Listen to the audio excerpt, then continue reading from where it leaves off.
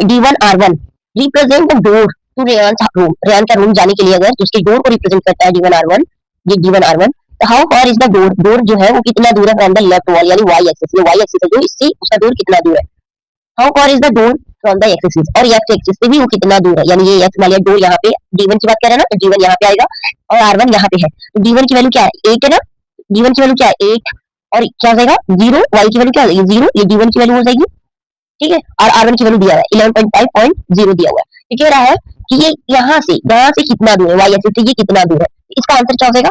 D1 का x coordinate कितना है 8 है, ठीक है, यानी D1 का कितना है 8 है, और D1 का y कोऑर्डिनेट से इसकी दूरी कितनी है 0 है, ये इसका आंसर हो जाएगा। यानी x कोऑर्डिनेट पे अगर देखा जाए तो 8 यूनिट दूर है, यानी 1 2 3 4 5 6 7 8, यानी x कोऑर्डिनेट पे कितनी दूरी पे है 8, और अगर x से दूरी y कोऑर्डिनेट पे देखा जाए तो y की क्या हो जाएगी 0,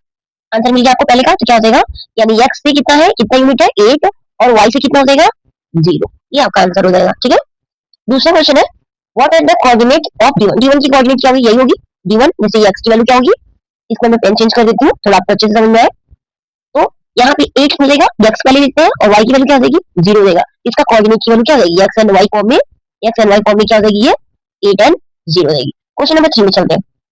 if R1 is the point 11.5 दिया हुआ है, 11.5 यहाँ पे दिया हुआ है, ठीक है, यहाँ से सुनना मेरी बात, how wide is the door, door की जो वाइड मतलब चौड़ाई जो है वो कितनी है, do you think this is comfortable, पहले बाद में इसको देखेंगे, पहले इतनी इतनी वैल्यू निकालो आप, डोर की वाइड निकालो, क्योंकि एक बार में क्वेश्चन आप पढ़ोगे ना तो ज्यादा लगेगा आपको, इसकी वाइड यानी कि विड्थ निकालनी है, तो WIDTH बना लेना, ठीक है, DTH निकालना है, तो यानी पहले इसकी वैल्यू लिख लेनी है हमें, R1 कितना है, R1 D1 की बात हो रही है, R1 कितना दिया हुआ है आपको,